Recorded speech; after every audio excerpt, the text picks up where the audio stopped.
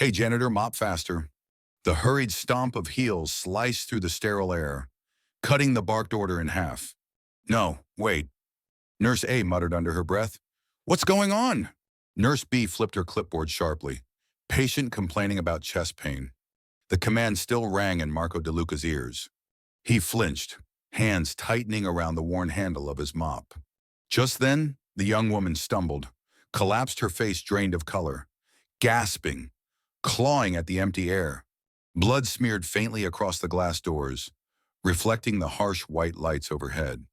Doctors froze, nurses whispered. The girl's frantic Italian filled the air, but her words met only blank stares. The hospital's polished floors gleamed like a mirror under fluorescent glare. The sharp beep of monitors spiked into a shrill alarm.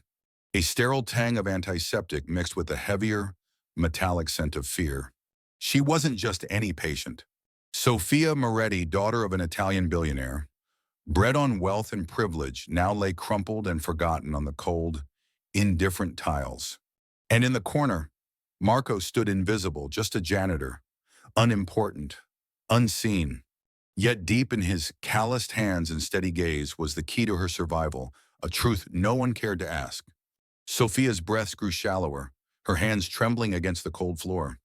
Around her, the polished shoes of doctors shuffled uneasily. Some adjusted their stethoscopes.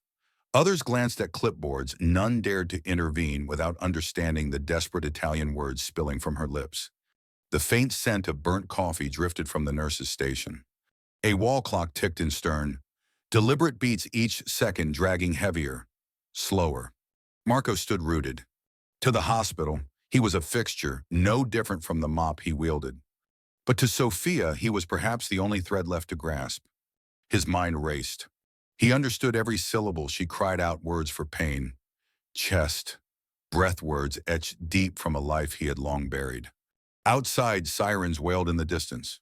Inside, the fluorescent lights buzzed relentlessly, a thin screech of tension.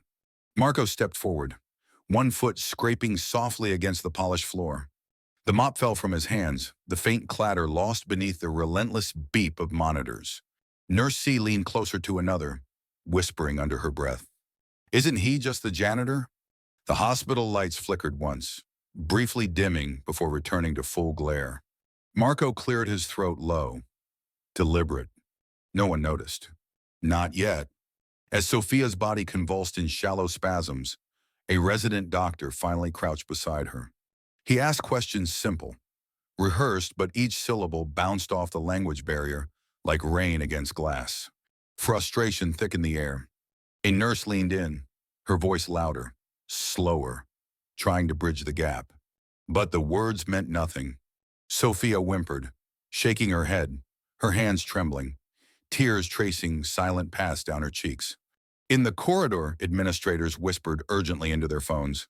A nurse moved to restrain Sofia's fluttering arms, her gloves squeaking against the fabric of the hospital gown. Still no comprehension. Still no connection. Just the escalating beep of machines and the sinking feeling of helplessness. Marco watched, unseen but not untouched. His hand itched not for the mop, but for action. The duty he had buried under years of silence now thudded against his chest like a second heartbeat. He stepped forward, slow but deliberate, bridging a distance no one else could. A sharp command cut through the tension, a senior doctor ordering the intern to administer a sedative. The nurse nodded, retrieving a vial with practiced hands. No one questioned. No one paused. Marco's breath caught. He understood Sofia's words, fragments between sobs. Allergic? No. He had heard it clear as day. They were about to inject her with something that could end her life before saving it. The syringe glinted under the sterile lights, needle poised. Marco's instincts screamed. The years spent diagnosing, saving, deciding clawed to the surface. His fingers flexed by his side, the ghost of a stethoscope still clinging to his muscle memory. Around him, no one looked. No one saw. To them, he was still just the janitor. But to Sofia, he could be the difference between breath and oblivion. The sedative was inches from her vein. Marco moved. Marco knelt slowly, one knee touching the sterile floor. His hand, wide steady despite the chaos, reached for Sophia's trembling wrist, not to restrain, but to comfort. He leaned closer, voice low in fluent Italian. Calmati. Io sono qui. Parla lentamente. Calm down. I'm here. Speak slowly. Sophia's glazed eyes blinked at the sound of her mother tongue. Her breath hitched. In between gasps, the words came, tangled but urgent. Allergia, penicillina. Allergy. Penicillin. Marco's fingers tightened around her wrist briefly, a silent promise. He rose, slow but deliberate, facing the stunned staff. His voice cut across the tension, sharp and clear. She's allergic to penicillin? Check the vial. For a heartbeat, no one moved. Then, the nurse's hand wavered. Chaos erupted. One nurse scrambled for the patient's bracelet, scanning, checking, confirming. Another darted to the chart, flipping pages. The vial was hastily set aside. The doctor's mouth tightened, masking the flicker of embarrassment. Sophia's breathing was still shallow, but the frantic gasps had eased slightly. Marco stayed kneeling, speaking to her in soft Italian, coaxing her to stay awake, stay calm. No one addressed him directly, but glances darted in his direction, suspicious, measuring. Who was this janitor, giving orders in 2 languages? Marco didn't flinch under their scrutiny. Years ago, in another life, he had worn a white coat, not a faded uniform. Years ago, he had been the one standing where they stood now. Another nurse rushed in with a new syringe, a different medication. The doctor administered it, and slowly, color began to creep back into Sophia's cheeks. Marco exhaled, almost imperceptibly. But he didn't stand. Not yet. Whispers followed like ripples in a pond. Staff clustered at the edges, throwing furtive looks. Marco felt the weight of their stares, but focused on Sophia. Her breathing steadied, her eyelids fluttering with exhaustion, not fear. Across the corridor, a figure had paused, tall, authoritative, arms crossed, observing. The hospital's director of medicine, Dr. Charles Whitmore, was a man of reputation, brilliant, ruthless, and intolerant of breaches in protocol. His eyes, sharp as scalpels, studied Marco with interest rather than anger. Marco caught the look but offered nothing back. He had not stepped in for recognition. He had stepped in because someone had to. Sophia's family, her father's name whispered in financial circles. Her lineage traced in wealth and influence, burst through the doors. Their panic was barely contained. Voices rising, thick Italian breaking the sterile air. One look at Marco, crouched beside their daughter, and the questions started forming. The hospital translator had yet to arrive. Marco spoke first, his Italian fluid, calm, an anchor in the storm of confusion. She's stable. Allergic reaction avoided. The family, torn between terror and hope, leaned in, hanging on to his words. The patriarch, graying, stern, draped in tailored despair, nodded stiffly. Doctors exchanged glances, some grateful, some resentful. Marco rose to his feet, slow and deliberate, his joints stiff from years of labor. Not age. His eyes met Whitmore's across the crowd, 2 men measuring, calculating. No badge could tell Marco's story. No title could explain why a janitor spoke with the authority of a surgeon and the precision of a linguist. Whitmore didn't smile. He didn't frown. He simply observed, absorbing the silent testimony unfolding before him. Marco retrieved his mop, a symbol of humility, and turned away. The crisis averted, the storm temporarily calmed. But storms never truly pass unnoticed. Not here. Not now.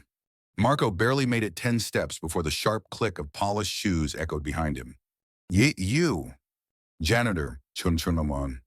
The voice was low, authoritative, slicing through the murmurs like a scalpel. Marco halted, the mop still in his hand, its worn bristles trailing behind him like an old flag. Slowly, he turned. Daddy Dower. Whitmore stood there, flanked by 2 senior staff members, arms folded, face unreadable. What exactly do you think you were doing? The accusation was wrapped in civility, but the edge was unmistakable. Marco met his gaze without flinching. Years of being overlooked, of swallowing pride and skill, had steeled him against moments like these. Intervening, Marco replied simply, his voice even. Saving a life. A muscle in Whitmore's jaw twitched. Around them, staff pretended to focus on their tasks, but their ears strained for every word. You're not authorized, Whitmore continued. You're not qualified to speak on patient care, let alone issue instructions. Marco said nothing. He didn't have to. The facts spoke louder than any defense he could mount. Behind Whitmore, Sophia's family hovered, their gratitude palpable, their gazes flickering between the doctor and the janitor, who had become their unexpected champion. The patriarch stepped forward, his Italian words urgent, protective. Marco translated softly. He says without me, his daughter might have died. A ripple went through the gathered crowd. Whitmore's mouth tightened. Authority wrestled with optics. This was no ordinary family. Their influence reached beyond hospital walls, into boardrooms, into headlines. A misstep here would not be buried under paperwork. Marco stood still, a monument to quiet defiance. He hadn't wanted attention. He hadn't craved validation. But standing here, mop in hand, he represented more than just himself. He embodied every invisible worker the hospital depended on, yet dismissed. Whitmore glanced toward the monitors, saw Sophia stabilizing further, her vitals easing into normal rhythms. He turned back to Marco, studied him longer this time. Name, he asked curtly. Marco hesitated, a flicker of old instincts warning him. But there was no hiding anymore. Marco De Luca, he answered. The name hung between them, heavy with the weight of stories untold. Whitmore gave a curt nod. Come to my office. End of shift. Marco inclined his head once, then turned back toward his cart, the wheels squeaking softly as he resumed his forgotten task, the mop trailing behind him like a shadow. Marco pushed his cart slowly down the gleaming corridor, heart pounding against his ribs like a muffled drum. He moved methodically, mop in hand, as if scrubbing away the moments that had just unfolded. But no amount of bleach could wipe away what had been seen. Behind him, the hospital buzzed not with the sterile hum of routine, but with whispers that clung to the walls like static. Staff exchanged furtive glances, some laced with curiosity, others with suspicion. Marco kept his head down, his mind not on the floor, but on the summons awaiting him at the end of his shift. Dr. Whitmore's office. Durananomon, Wihin. A place where futures were often decided with the stroke of a pen or the curl of a lip. The mop had dragged across the tiles, leaving behind a faint sheen, a trail of the invisible burdens Marco carried. He didn't fear the confrontation. He had faced far worse courtrooms, immigration officers, hospital boards who had once judged his worth not by skill, but by paperwork lost in oceans and time. Yet tonight felt different. As he rounded a corner, he caught sight of his reflection in the glass panel, weary, yes, but not broken. At the far end of the hallway, a woman stood waiting. Immaculately dressed, posture sharp, an air of deliberate authority wrapped around her like a tailored suit. Marco recognized her instantly, Sophia's aunt, a lawyer of considerable repute, known for dismantling opponents with surgical precision. She stepped forward, heels clicking against the tile, her voice low but firm. Mr. De Luca, she began, using his name with a respect that startled him. May I have a moment? Marco nodded, setting the mop aside. She wasted no time. My family is deeply grateful for what you did. Sophia, she paused, the steel in her demeanor softening for a heartbeat, would not be alive without you. Marco said nothing, merely dipped his head in acknowledgement. We owe you a debt, she continued, pulling a crisp envelope from her bag. Inside is the name of a lawyer who specializes in credential recovery for foreign medical professionals. Expenses covered. Completely. Marco stared at the envelope, unmoving. You saved her. Let us help you reclaim who you are. The envelope hung between them, an unspoken offer shimmering in the fluorescent haze. Marco hesitated, the weight of years spent erasing his past pressing down. Pride, fear, resignation emotions collided in the quiet space between them. Slowly, he reached out and accepted the envelope, feeling the smooth paper graze his calloused fingertips. Grazie, he said softly. Thank you. The woman smiled, not a social courtesy, but something deeper, more genuine. Without another word, she turned and disappeared down the hall, leaving Marco alone with the future folded in his hand. He tucked the envelope into his pocket, careful, almost reverent. Ahead, the hospital continued its mechanical rhythm, beeping monitors, distant intercom announcements, unaware that within its walls, a life was shifting course. Marco resumed his cleaning, the mop moving in slow, deliberate strokes. But inside, a current had stirred. Quiet, unseen, but unstoppable. Tonight, Marco DeLuca had stepped out of the shadows, and the world had started to notice. 5 years earlier, a sunlit hospital corridor in Florence. White coats brushed past, coffee cups in hand, conversations murmuring in Italian. Doctor Marco DeLuca's name gleamed on his coat pocket, a badge of skill, not privilege. Patients smiled as he passed. Colleagues nodded, quick and respectful. The smell of fresh espresso floated in the morning air, mixing with disinfectant, a scent Marco once thought he'd never forget. Then, the letters came. Visa issues, lost credentials, promises broken, degrees that had once opened doors now gathered dust. The scalpel was replaced by a mop. The title doctor was traded for silence. A shrill monitor beep jolted Marco back to the present. Sophia whimpered on the cold floor, and the hum of fluorescent lights pressed down like a weight. The past faded. The urgency of now remained. The quiet hum of the hospital dragged Marco back to the present. The envelope in his pocket felt heavier now. Not just paper and ink, but history and hope compressed into a thin rectangle. He pushed his cart methodically, each squeak of the wheels punctuating the stillness around him. At the far end of the corridor, the director's office loomed glass panels, blinds drawn, the door slightly ajar. The fluorescent lights overhead buzzed faintly as Marco approached, every step a heartbeat closer to a reckoning. Outside the office, a secretary glanced up but said nothing, her eyes betraying mild curiosity. Marco paused at the threshold, adjusted the collar of his faded uniform, and knocked twice, a firm, measured sound. "Come in," Whitmore's voice barked from within, curt and expectant. Marco pushed the door open and stepped inside.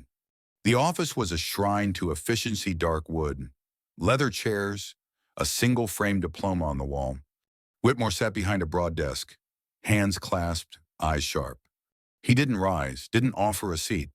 Marco stood, mop still in hand, an emblem of everything he was supposed to be and everything he no longer intended to remain. For a moment, neither man spoke. The silence stretched, taut as a wire. Finally, Whitmore leaned back, regarding Marco with the same analytical detachment he might reserve for a troublesome case file. "You're not who you appear to be," Whitmore said, voice low. Not a question, a statement. Marco met his gaze steadily. "I never claimed otherwise," he replied. Whitmore tapped a pen against his desk, rhythmic and precise. A janitor fluent in medical terminology, capable of diagnosing anaphylaxis faster than my own staff. "Care to explain?" Marco hesitated. Words hovered on his tongue. Confessions, justifications, stories. He swallowed them all. "There's nothing to explain," he said simply. Whitmore's lips twitched, not quite a smile. "You realize your actions violated protocol. You could have been removed from the premises. You still could be." Marco nodded once, accepting the truth without flinching. But Whitmore wasn't finished. He opened a drawer, pulled out a thin folder, and slid it across the desk. "Or," he said, voice sharpening, "you could help me fix this hospital." Marco stared at the folder, unmoving. The choice lay before him, stark and undeniable. Marco's hand hovered over the folder. The weight of years pressed against his spine, years spent unseen, unheard, unacknowledged. He didn't ask what was inside. He already knew. Credentials verification, residency applications, pathways long closed now suddenly creaking open. Whitmore watched him carefully, his expression unreadable. "I don't make this offer lightly," the director said, tone clipped. "This hospital needs reform. It needs people who understand more than charts and policies. It needs people who remember why we're here." Marco said nothing, but the words stirred something deep within him. Whitmore continued, "We can offer you a probationary residency under supervision. If you prove yourself, you can earn your license back. Marco's fingers brushed the folder, tentative, disbelieving. Why me, he asked, voice barely above a whisper. Whitmore leaned forward, elbows on the desk. Because you did what no one else here dared. You listened. You saw a patient, not a liability. We've forgotten that. Marco inhaled slowly, the air thick with possibility. This wasn't charity. This wasn't pity. This was a door creaking open, and all he had to do was step through. Outside the office, the hospital pulsed with its usual rhythm, pagers beeping, carts rolling, intercoms buzzing. But inside, time held its breath. Marco reached for the folder and pulled it toward him.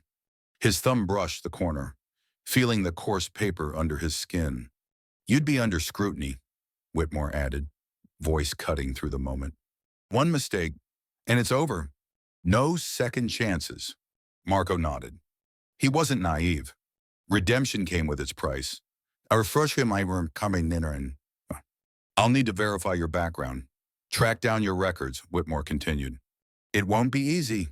Nothing worth doing ever is, Marco said, surprising even himself with the steadiness of his voice. Whitmore's mouth twitched. Almost, but not quite a smile. Report tomorrow. Was 6 a.m. Residency orientation. Marco closed the folder, tucking it under his arm. He offered no handshake. No word of gratitude. None was needed. Whitmore inclined his head slightly, a gesture of understanding between men who had seen the world's harsher edges. Marco turned, walked out of the office, the door clicking shut behind him with a finality that echoed deeper than sound. The hospital corridor stretched ahead, sterile and indifferent, but it no longer felt like a cage. It felt like a frontier. Marco moved with purpose, each step shedding the years of invisibility he had wrapped around himself like armor. Staff glanced at him curious, uncertain. Word had spread. It always did.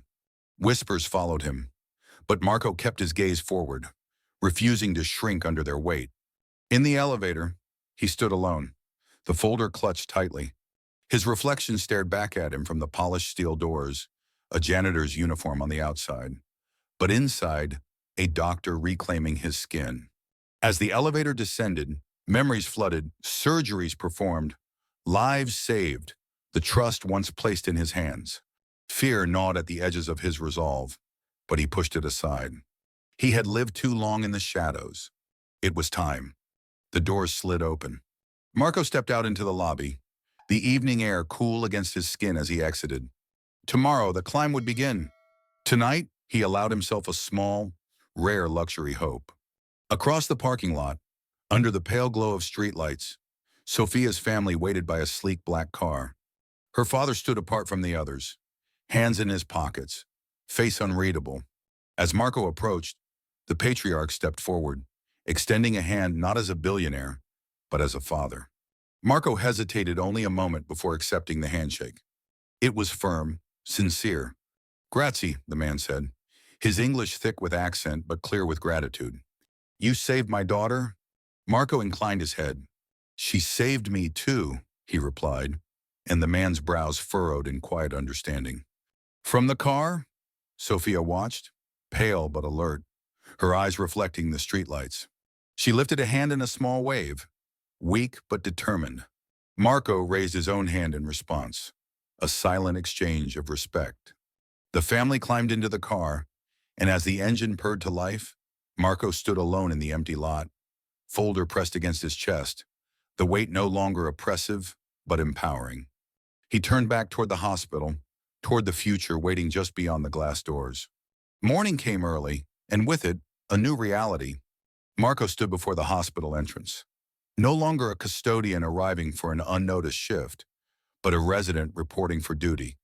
He wore no white coat, yet that would come in time, but he carried the folder under his arm, the unofficial badge of his second chance.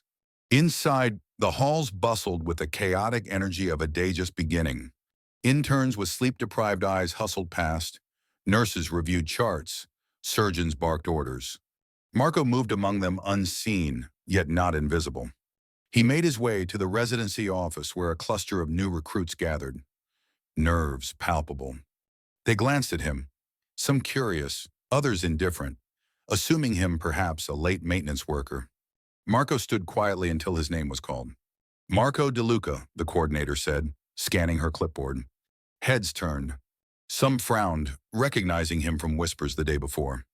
The coordinator handed him a badge, temporary, provisional, but it gleamed with the hospital's insignia all the same. Marco clipped it to his chest, where once a janitor's badge had hung. A small shift, almost imperceptible but monumental. Orientation was a blur. Lectures on hospital protocol, patient privacy, emergency codes. Marco absorbed it all, not because it was new, but because it was necessary. Medicine hadn't changed in principle, but the systems around it had evolved, and he would adapt. As the day wore on, he was paired with a supervising physician, a sharp-eyed woman named Dr. Patel, known for her ruthless standards. She gave him a cursory glance. No warmth, just assessment. "You're the janitor," she stated, more observation than insult. Marco met her gaze without flinching. He corrected softly. She studied him for a moment longer, then turned briskly. "We'll see." Their first rounds began in the ICU. Marco fell into step beside her, listening, observing, adjusting. When Dr. Patel quizzed the group, he answered succinctly, precisely, never overstepping, but never faltering. Slowly, with a temperature shifted. Respect, grudging and cautious, flickered behind skeptical eyes. Marco didn't seek it, didn't demand it. He simply earned it. One answer, one decision, one patient at a time. Redemption, he knew, wasn't given. It was claimed. As days turned into weeks, Marco's presence became harder to ignore. Nurses began to nod in passing. Younger residents started asking him questions, tentatively at first, then with growing confidence. Dr. Patel remained reserved but no longer dismissive. Marco's reputation built quietly. Brick by steady brick grew not from grand gestures, but from consistency, from competence. Patients noticed, too. Some remembered him from his days with a mop and offered shy smiles. Others sensed something different in the way he spoke, the way he listened. He treated them not as cases, but as people. Word filtered upward, as it always does, and eventually landed back at the desk of Dr. Whitmore. One afternoon, Marco was summoned again to that formidable office. He entered as before, steady, composed. Whitmore looked up from a sheaf of papers, a rare glint of approval in his eyes. "You're making waves," he said. Marco inclined his head.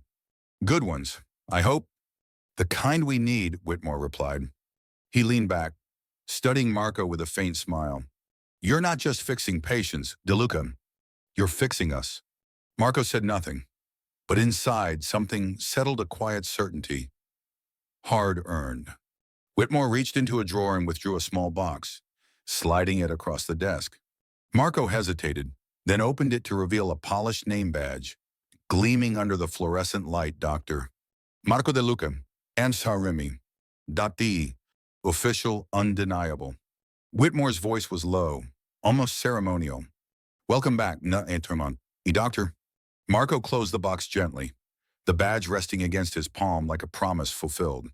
He thought of the years lost, the battles fought in silence, the dignity preserved against the slow erosion of anonymity. They had not been wasted. They had forged him into something stronger, something unbreakable. He rose, offering Whitmore a brief nod, then turned and walked out. This time, the hallway did not feel indifferent. It felt like home. As he passed through the lobby, the sunlight caught the badge at his chest, a beacon to anyone willing to look beyond uniforms, beyond titles, beyond assumptions. Marco DeLuca, once invisible, now undeniable. News travels fast, faster than merit, faster than truth. Within days, the story of Marco DeLuca filtered beyond the hospital walls, carried by whispers first, then by formal channels. A reporter from a major medical journal picked it up, an anonymous tip. A janitor turned doctor. Redemption stitched into every line. Cameras arrived, their lenses searching for the quiet man who had dared to rewrite his fate.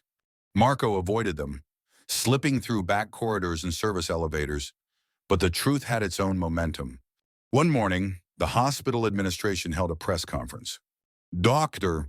Whitmore stood at the podium, his usual stoicism tempered by something rarer pride. Behind him, a cluster of staff gathered, faces familiar and skeptical alike. Marco was summoned, his new badge gleaming against his chest, his uniform replaced by the crisp, white coat he had once worn in another life. He stood off to the side, unassuming, as Whitmore spoke. Today, we acknowledge not just a man's journey, but the truth we often overlook: talent knows no title. Dedication requires no permission. Dr.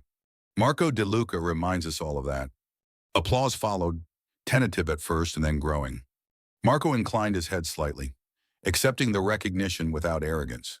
Reporters shouted questions. How did you do it? Why didn't you speak up sooner? What will you do next? Marco answered sparingly, his voice steady, unflinching. I did what needed to be done, he said simply. The cameras captured every word, every glance. Yet Marco wasn't there for the publicity. He was there for the silent acknowledgement from the janitors leaning against their mops in the shadows, for the nurses who now met his gaze with genuine respect, for the patients whose stories deserved more than diagnoses. In the back of the crowd, Sophia's family stood quietly, her father offering a small nod of approval when Marco's eyes met his. It was enough. No one tip in Mancha. Later that day, Marco resumed his rounds, not as a celebrity, but as a doctor. His first patient smiled weakly as he entered. You're the janitor, right? She whispered, half teasing, half awed. Marco smiled, checking her vitals with practiced hands. He corrected gently. Now I'm just your doctor. The transformation wasn't just his. Slowly, almost imperceptibly, the hospital itself began to change. Policies once rigid softened. Hiring practices broadened. Whitmore instituted new mentorship programs, ones that valued experience over paperwork, potential over pedigree. Staff who had once dismissed Marco now sought his counsel, asked for his insights during rounds, lingered a little longer in conversation. The janitorial staff, the invisible workforce, found themselves regarded differently, small gestures of acknowledgement blooming where there had once been only indifference. Marco made no speeches, no grand declarations. He worked. He taught. He listened. In doing so, he reminded everyone of something they had forgotten, that healing wasn't just about medicine. It was about dignity, about seeing people fully. Weeks passed, then months. Marco's reputation solidified, not as a miracle, but as a man who had quietly reclaimed what was his all along. Redemption was not a finish line, but a foundation, and Marco built carefully, methodically, one patient, one lesson, one day at a time. One evening, as the hospital settled into its nocturnal rhythm, Marco lingered in the lobby, gazing at the polished plaque newly installed on the wall, a dedication to the unsung heroes of medicine. Custodians, nurses, aides, every name a testament to silent labor. His fingers brushed the engraved words lightly, a private benediction. Behind him, footsteps approached. Whitmore stood there, hands in his pockets, gaze unusually reflective. You're changing this place, he said. No preamble, no embellishment. Marco smiled faintly. Places change when people do. Whitmore nodded, the rare shadow of a smile tugging at his mouth. Keep at it. No congratulations. No ceremony. Just two men acknowledging a truth larger than either of them. As Whitmore walked away, Marco stood alone, the hum of the hospital wrapping around him like an old, familiar coat. He was no longer invisible. He was indispensable. And in the quiet spaces between shift changes and new admissions, in the moments unseen by cameras and headlines, Marco De Luca found something far rarer than recognition. He found peace. The seasons turned, and with them, so did the hospital's heartbeat. What had once been a fortress of protocol slowly evolved into a sanctuary of second chances. New faces arrived: nurses, orderlies, technicians, people whose resumes might once have been discarded, now given the dignity of a fair look. Whitmore's mentorship program flourished, its corridors bustling not only with ambition, but with quiet determination. Marco moved through these halls no longer as an anomaly, but as a pillar. He taught more than medicine, he taught resilience. Young interns gravitated to him, drawn not by his title but by his story. They listened when he spoke of failure and recovery, of humility and quiet excellence. Marco never preached to no. He exemplified. In small conference rooms and bedside chats, he sowed lessons that grew roots far deeper than any textbook. The hospital's culture shifted, imperceptibly at first, then undeniably. It became a place where whispers of doubt gave way to murmurs of encouragement, where names on uniforms mattered less than the hands and hearts behind them. Beyond the hospital walls, the story traveled further than Marco could follow. Medical journals published articles not about his past, but about his impact. Panels on medical ethics cited him as a case study in unseen excellence. At conferences, his name surfaced in discussions about overlooked talent and hidden potential. Yet Marco remained the same steady, quiet, grounded. Fame did not tempt him. Recognition did not alter his stride. He continued to greet the janitorial staff by name, to listen when patients spoke more with their eyes than their mouths, to correct a young resident's technique with the same patience once denied to him. Change, Marco knew, wasn't loud. It was a whisper, a ripple, a hand extended in silence. He became a symbol, not because he sought to be, but because he lived in a way that made others believe they could rise too. And in the small, often invisible victories, a nervous intern gaining confidence, a forgotten custodian getting a nod of respect, Marco saw the real legacy he was building. One crisp autumn afternoon, the hospital held a ceremony quiet, unpublicized, to inaugurate a new wing dedicated to interdisciplinary training. Marco stood at the back, hands clasped, content to watch from a distance. A plaque was unveiled, simple but profound, in honor of those who serve, seen and unseen. No names, no grand speeches, just acknowledgement, pure and unvarnished. Whitmore spotted Marco in the crowd and offered a brief nod, a silent invitation. Marco stepped forward, not out of pride, but duty. He placed a hand on the plaque, a gesture mirrored by others: nurses, custodians, young residents, all bound by the invisible thread of quiet excellence. In that moment, titles dissolved. What remained was purpose. Marco glanced around at the faces, at the flickers of hope and belonging, and felt something settle deep within. It wasn't redemption he had sought all these years. It was recognition, not for himself, but for every soul who worked without applause, who healed without headlines. As he left the ceremony, the crisp air filled his lungs, sharp and invigorating. Marco paused at the hospital's entrance, the setting sun casting long shadows across the courtyard. He thought of the journey, the years in exile, the moments of doubt, the silent prayers. He thought of Sophia, whose life had been the unlikely fulcrum upon which his fate pivoted. Most of all, he thought of the future, not his, but the countless unseen hands still waiting for their turn to be recognized. Marco smiled, a rare, unguarded smile, and stepped forward. Behind him, the hospital glowed softly, a beacon not of perfection, but of possibility. And ahead, the world waited, vast, imperfect, but full of second chances for those brave enough to seize them. Marco De Luca, once lost, once invisible, walked on not toward fame or fortune, but toward a life fully reclaimed, a life that whispered the quiet, enduring truth: dignity is never truly lost. It is only waiting to be remembered. Stay until the end, because what Marco De Luca found was not just redemption, but a rebirth that redefined what dignity truly means. His story is not about fame, nor is it about rebellion. It's about silent courage, about standing up not with words, but with unwavering actions. In a world obsessed with titles and appearances, Marco reminds us that true worth needs no spotlight. He rose not because someone pulled him up, but because he refused to let his failures define him. And in doing so, he pulled others with him, invisible hands, unseen faces, quiet heroes who now dare to hope. If you've ever felt overlooked, underestimated, or silenced, remember your time will come, too. And when it does, it won't announce itself with fanfare. It will arrive in the quiet certainty of knowing who you are, even when the world does not. If you witnessed injustice like this, what would you do? Comment below. We want to hear your story, your battles, your victories, no matter how small they may seem, because every voice deserves to be heard. And if Marco's journey resonated with you, if his silent fight stirred something deep within, don't leave without subscribing. Follow Unveiled Wealth, where kindness sparks redemption, where silence breaks power, and where the unseen become unforgettable. Subscribe now and join us in uncovering the hidden stories that change the world, one quiet act at a time.